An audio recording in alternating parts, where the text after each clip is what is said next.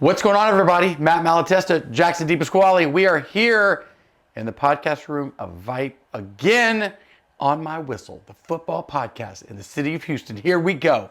Big week, kind of a big week. Major headlining game was the Atascocita versus Summer Creek. Jackson, you were at that game. Thoughts?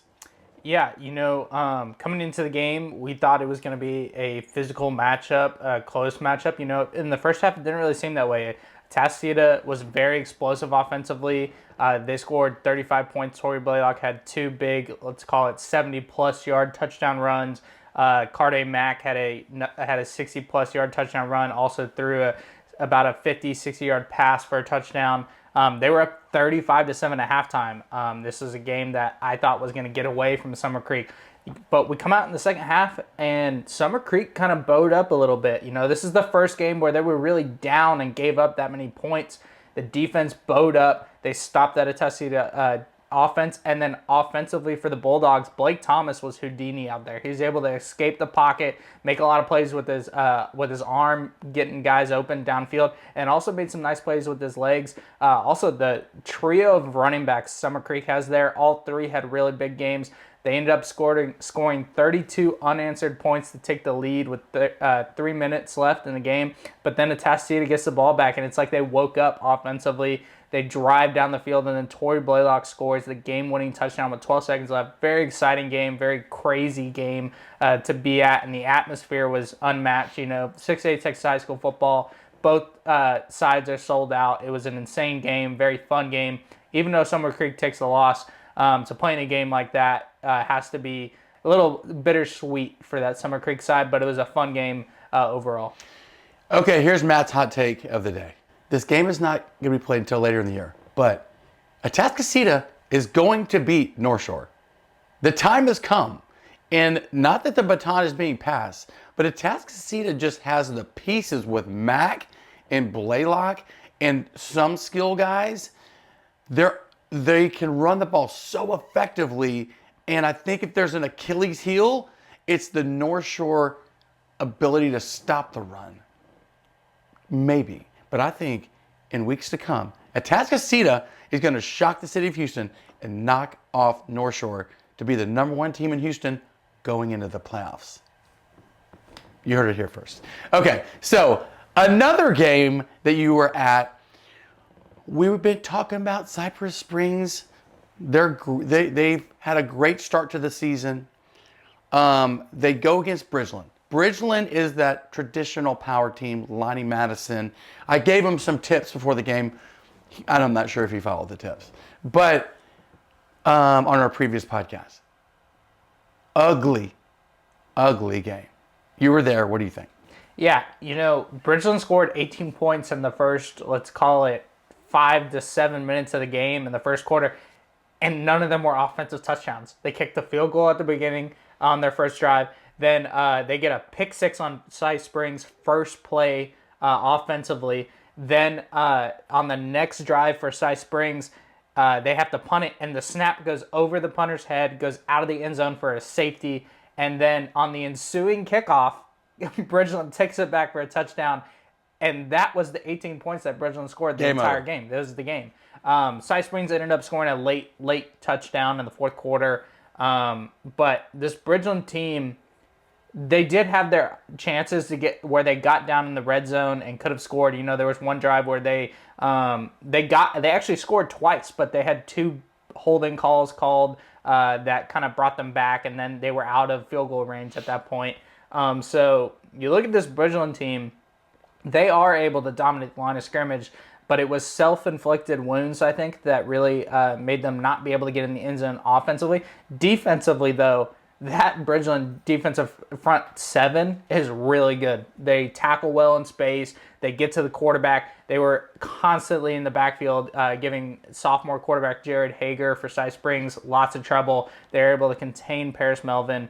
Wasn't a great, if you were looking for a Showtime kind of game, Atascocita Summer Creek was kind of more your taste, but this Bridgeland game was kind of gritty. You had to earn it, get points where you could. So I don't know what that says about either team. I think Bridgeland's a very good team. I think Cy Springs is a very good team, but this was more of a defensive showdown. My concern is this. If Bridgeland can't score against Cy Springs on offense, I don't see the duration of a big playoff run, but they've won the district. Let's call it that. They're going to win the district, which is great, go into the postseason. But man, they got to score on offense. And with that offensive line, look, come on, we got to score some points. Okay, any other games you loved? Yeah, well, I think a game that maybe no one's really talking about is Montgomery dominating Lake Creek last week. I believe they won 46-14, something in that range, in the Motown Showdown there in Montgomery, Texas. That's a headline game because, Montgomery, we would have picked Lake Creek to win that game. Montgomery goes in there, it's Lake Creek's homecoming, and they just smack them in the mouth. Matt, what does this say about this Montgomery team? Are they legit? And then also, is it time to hit the panic button on Lake Creek? Here's the thing. Can you imagine? You got all of the moms everywhere. You got homecoming queens walking out. And y'all got thrashed on your homecoming against Montgomery. Montgomery's Grant Cooper, the coach over there, has really done a great job because what's happened is when Lake Creek opened, Lake Creek gets all the shine. All the shine. And Montgomery don't get no shine. And they just freaking smacked them. And that was incredible. The Montgomery Bear defense is better than you think. They're just kind of a swarmy defense. Their offense, Reggie Williams is the quarterback. He is the straw that stirs the drink. He is that guy for them. They're not super sexy on offense, but they just get the job done. They don't make a lot of mistakes. They're 5-0. 5-0. But we're really going to find out this week, can they beat Huntsville? Because Huntsville has got some dogs also. They barely lost to P&G. This is going to be the true test. Look, Montgomery's going to the playoffs. They just won the biggest game of the year in the past couple of years that they've even played, demolishing Lake Creek. Can they can keep it going with and keep that momentum going with Huntsville after that big game? Doesn't even matter, honestly. They're in the playoffs, and they dominate the city of Montgomery. How about that? Reggie Williams, coach, Grant Cooper. I'm on board. Totally on board. Okay, games this week. Nimitz Westfield. Nobody wants to talk about Nimitz. Westfield, new coach, interim, great guy. If Nimitz beats Westfield, Nimitz is for real. Yeah, this is a game that we personally have both been looking forward to. This Nimitz team has kind of they've been on the rise. Last year they had a really good year. I believe they finished the year 8-2. This year they're starting off hot. They're undefeated right now. I believe they're in the top 15 in our rankings right now. This is a Nimitz team that returned a lot of talent back from last year's team. Can they get over the hump and get an Aldine team to win this district that has been dominated by Westfield, Spring, Decaney? I think this Nimitz team can do it. On the flip side, this Westfield team, you lose your head coach, I believe in the summer, about a month before the year started.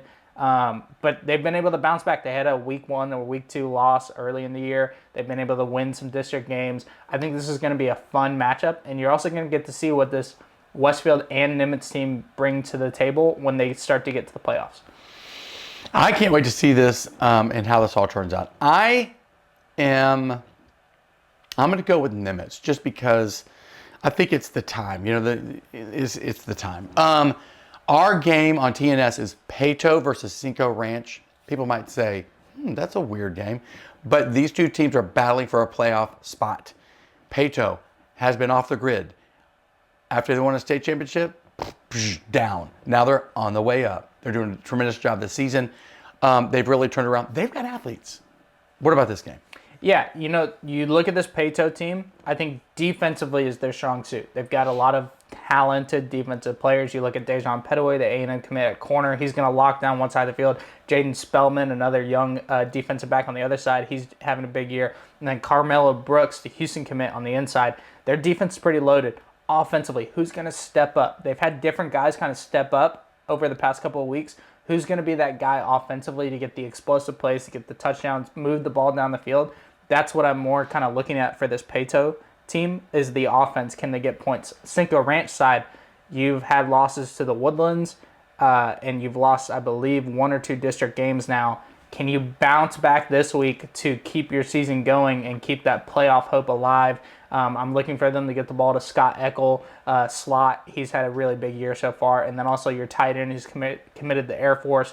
These are guys you need to get the ball to early and often to, open up your run game against this talented Pato defense. Check that game out Thursday night.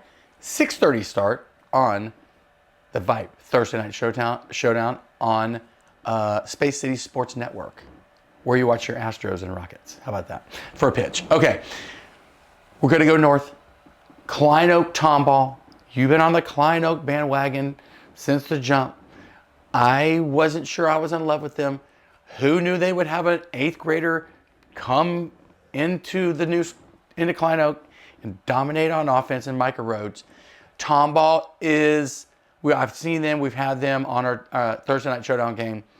They're very well coached, disciplined, don't make mistakes, good defense, run the ball. That's always a great way to win a ton of ball games. I think Tomball wins this game, but I think it's going to be close. And I think Klein Oak is on the come up. Yeah, you look at this Klein Oak team, Micah Rhodes has been legit. He's been every bit the part of what an incoming freshman with all the hype comes with it. He's legit. Corton Guillory has had a big year. Also offensively, they move him into the backfield and run a little read option, run a little quarterback run game with him. He's had a good year, the Oklahoma commit. This Klein Oak team, can you get over the hump and can you beat this Tomball team? You've already beaten Klein Collins, Klein Kane, Klein Forest. You still have to play Klein, but you've taken out all the rest of the Klein teams. Can you beat Tomball and then keep going to potentially win this district? They're set up in a very good way. Tomball, flip side, Jackson Falden and Oswaldo, the running back there. Yeah, the big O. Yes, the big O. Can y'all keep going with your run game and open up the play action passing game? That's what they did against Klein Collins when we saw them for the VYPE TNS game. I'm excited to watch how this game plays out. I think this is going to be a competitive game, a fun game to watch. I think, this could be a high-scoring game, even though both defenses have a lot of talent.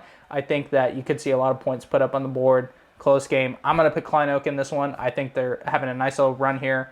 But overall, it's going to be a big-time matchup between these two. Potential district championship matchup here. Huge. Okay, so that's the City of Houston wrap-up. We'll go talk 30 seconds about the Heisman Watch, the Houston H-Town Heisman Watch. Jalen Milroe and Alabama go to Vanderbilt. It was a historic game.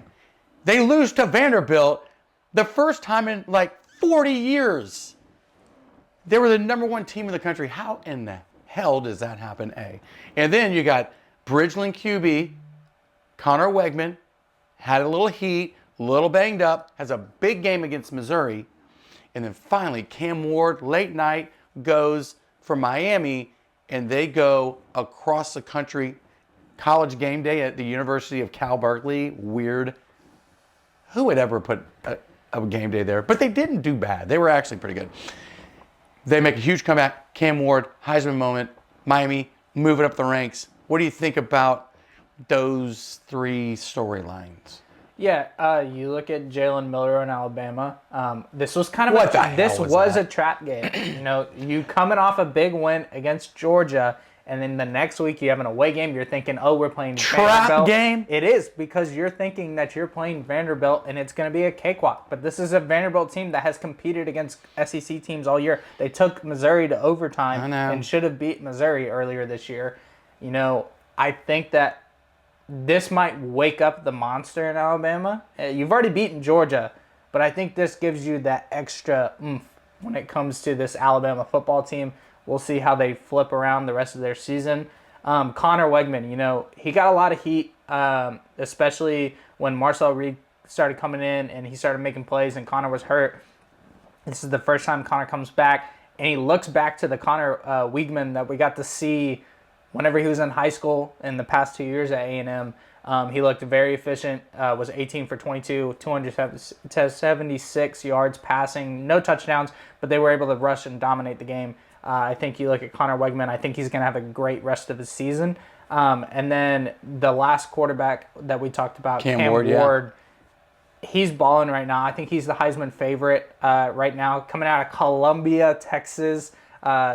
He's had Streets. he has had a terrific college career. He's continuing that. I think this Miami team is really good. They've had to come back in the past 2 games, but Cam Ward is definitely, I would say, the Heisman favorite right now. They're really playing the tightrope game. Miami should have lost 2 games in a row, but he's had a tremendous time. Other games that were wild. Arkansas shocks the world, beats Tennessee. I don't think Tennessee is that good, but the greatest moment is to see those Vanderbilt teams, the Vanderbilt fans storm the field, pull down the goalpost, take the goalpost out of the stands, right down Broadway Street in Nashville. Walking it, thousands of them. And they threw it into the river. Bro, Bama's going the other way. You think they're going to go up? I think they're going down. If you look at the body language, if you look at that crazy defensive captain flipping out, throwing his mouthpiece, kicking the ball, he would refuse to come off the field. The defensive coordinator's like, come off the field. You are mentally going crazy. And he wouldn't come off the field. Bro, it's going downhill at Bama. Okay. That was a big, weird segment, big left turn, because we weren't even talking about Houston high school football, kind of. All right, anyways, with that being said, this week, check out the TNS game, the VYPE game of the week, on Space City Network Thursday night. You could be in Duncanville, DeSoto. Boom. Huge Texas game in the city of Dallas. Lots of implications. So, hey, check us out. Follow, like, subscribe to the podcast on my whistle. Also, check out me and Ogle later on. 6-pack talking volleyball. Everybody loves a little volleyball. Special thanks to Bradley Collier behind the camera, Alex Henson behind the camera, putting together, producing. This thing's looking awesome. Matt Malatesta, Jackson D. Pasquale. We'll see y'all at the games.